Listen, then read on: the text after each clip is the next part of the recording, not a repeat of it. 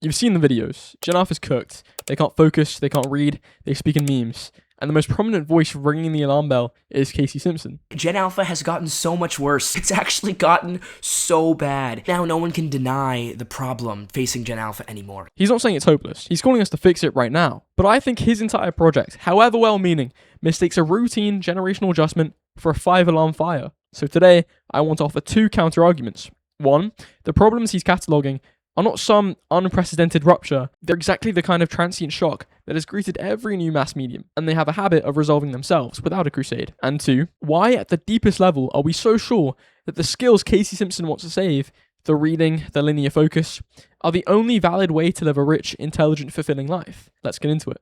Who is Casey Simpson? Casey Simpson is a Gen Z commentator who has built a following by diagnosing what he sees as a generational emergency. His thesis is clear. Gen Alpha, kids born from 2010 on, are the first to have their entire childhoods saturated by smartphones and tablets, and the consequences are already measurable and devastating. He points to collapsing reading scores, an inability to sustain attention, the replacement of imaginative play with algorithmic slop, and he keeps saying, this isn't hypothetical, the damage is here. We can't just say kids will be kids and hope it passes.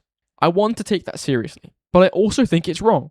The problems he catalogues are real, but they're also utterly routine, a predictable byproduct of any major shift in our cognitive tools. And history suggests they quiet down, not because we launched a moral crusade, but because the system adapts, and so do the kids. Point 1, the problems are routine, and they often resolve themselves.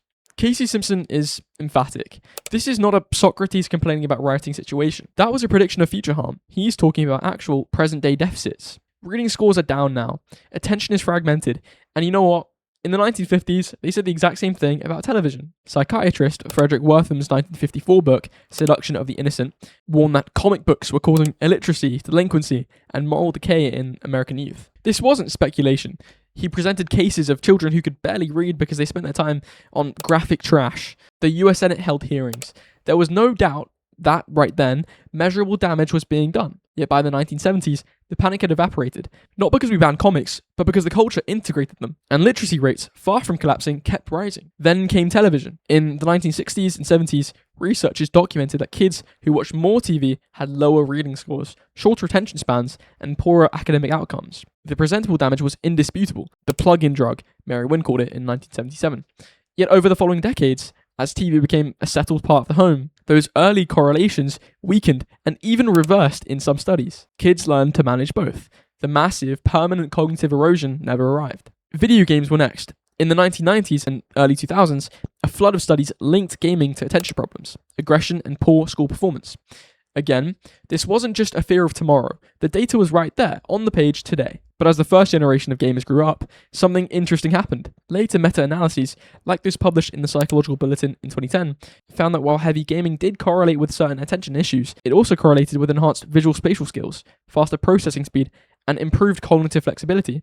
The supposed damage wasn't undone by a moral panic, it was reframed by a broader set of cognitive trade-offs that came with adaptation. What's my point?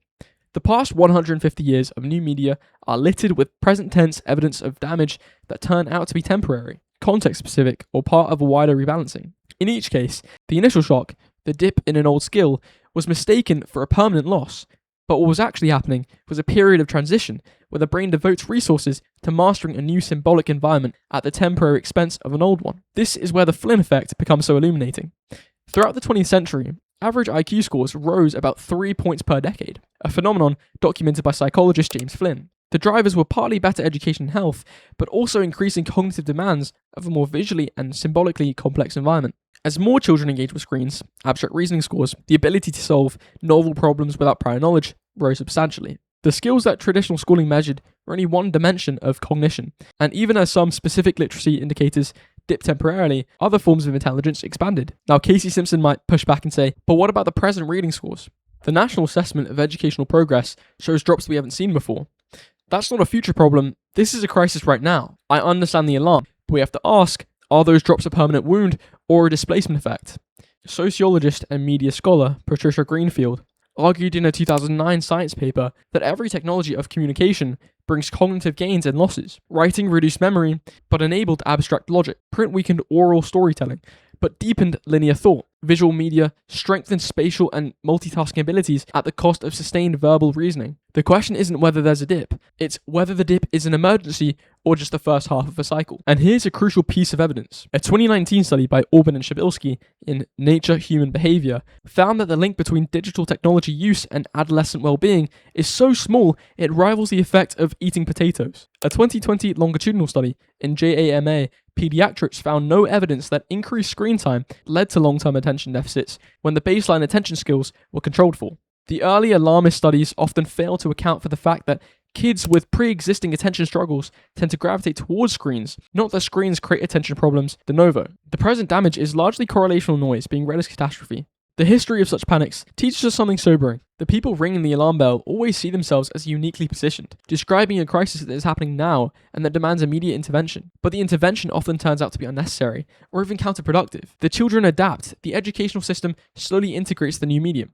And what seemed like an interactable new deficit turns out to be a temporary cognitive cost of a major evolutionary leap. This doesn't mean that we should be complacent. It means the appropriate response to seeing a drop in traditional literacy among 8-year-olds might be calm, evidence-based curricular adjustment, not a public freakout that brands an entire generation as brain-rotted. The panic itself can be harmful, producing anxious parenting, restrictive school policies, and a generational scapegoating that, as sociologist Stanley Cohen noted in Folk Devils and Moral Panics, serves more to reaffirm adult anxieties than to help children. So the first error in Casey Simpson's framework isn't that he cares, it's that he's mistaken a routine, historical, recognizable, growing pain for an unprecedented emergency. The problems are real, and they are present, but they are far more ordinary and far less likely to be permanent than he thinks. But, even if the crisis were permanent, would it be a crisis? Mill's Utilitarianism, published in 1861, is where the damage is done. He's defending the idea that pleasure is the foundation of morality, but he's terrified by the accusation that this makes human beings no better than pigs, so he invents a hierarchy.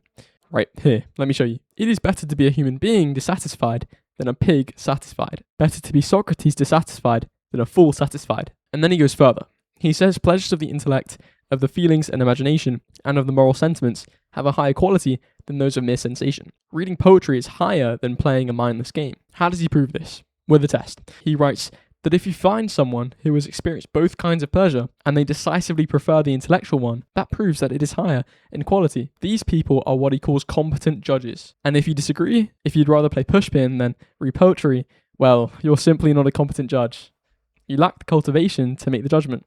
It's circular. The hierarchy is built into the test itself. But from a rigorously materialist standpoint, what's the real difference?